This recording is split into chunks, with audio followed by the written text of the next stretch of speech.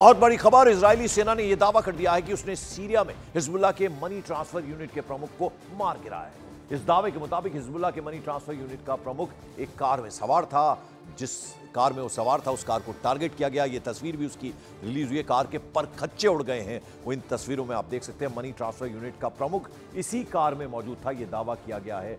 तो हिजबुल्लाह का money transfer unit का प्रमुख, इसे मार गिराने का बड़ा दावा किया गया है इजराइल की तरफ से।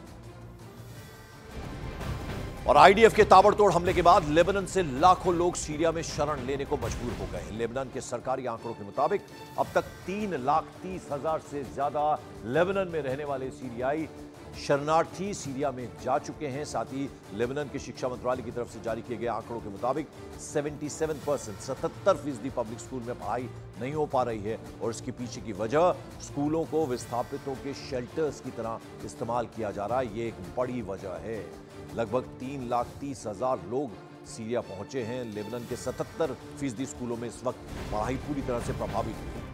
और इजरायली प्रधानमंत्री बेंजामिन नेतन्याहू के घर पर ड्रोन अटैक मामले में नेतन्याहू की पत्नी सारा ने बड़ा बयान दिया। सारा नेतन्याहू ने कहा कि नेतन्याहू को मारने की कोशिश हम सभी के लिए, इजराइल के लोगों के लिए, हमारे लोगों के मूल्यों और तरीके के लिए चोट थी।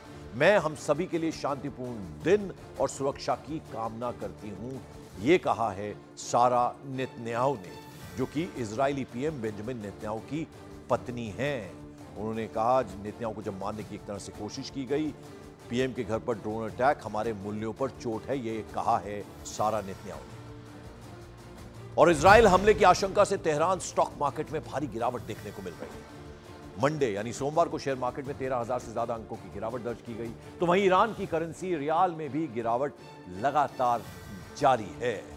तो स्टॉक मार्केट पर सीधे सीधे इसका प्रभाव, असर पड़ा है, जो देखने में आ रहा है। 13,000 से ज्यादा की गिरावट दर्ज की गई।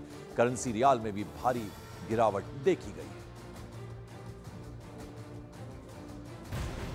और उधर इजरायली पुलिस ने दावा किया है कि अजेरी मूल के 7 इजरायलियों को 2 साल तक ईरानी एजेंट्स के रूप में काम करने के शक में गिरफ्तार किया गया।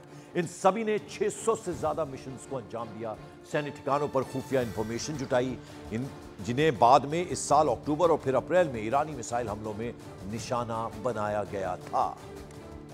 तो 2 साल से इजराइल में जासूसी का काम कर रहे थे। करीब 600 खुफिया मिशन को इन्होंने अंजाम दिया। इजरायली मिलिट्री ठिकानों के बारे में इंफॉर्मेशन भी इन्होंने जुटाई। और ईरान के लिए जासूसी करने पर 7 इजरायली नागरिकों को अरेस्ट किया गया। 2 साल से इजराइल में ये जासूसी कर रहे हैं।